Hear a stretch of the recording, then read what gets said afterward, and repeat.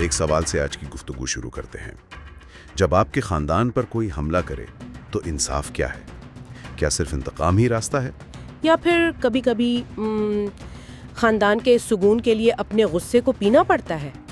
آج کی کہانی ہمیں بالکل اسی دوراہے پر لا کر کھڑا کرتی ہے۔ بالکل، ہم قسط 392 کے واقعات پر بات کر رہے ہیں۔ جی، جہاں قرابے خاندان ایک بہت ہی مشکل صورتحال میں ہے۔ ان کے پاس جوار قید میں ہے جس نے ان سب کو مارنے کی کوشش کی تھی، اور باہر اس کا باپ نادر صدیوں پرانی خونی دشمنی کی دھمکی دے رہا ہے۔ تو یہ صرف ایک شخص کی قسمت کا فیصلہ نہیں ہے؟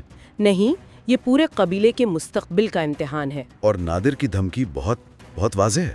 بالکل، اس نے صاف کہا ہے، صبح تک میرا بیٹا واپس کرو ورنہ خون کا بدلہ خون سے لیا جائے گا۔ یہ بران کے لیے ایک بہت بڑا امتحان ہے۔ ایک طرف تو اس کا غصہ ہے جو ظاہر ہے جائز بھی ہے، اور دوسری طرف پورے خاندان کی سلامتی کی ذمہ داری۔ یہی تو بات ہے، یہ صرف ایک دھمکی نہیں، یہ باران کے کردار کا اصل امتحان ہے۔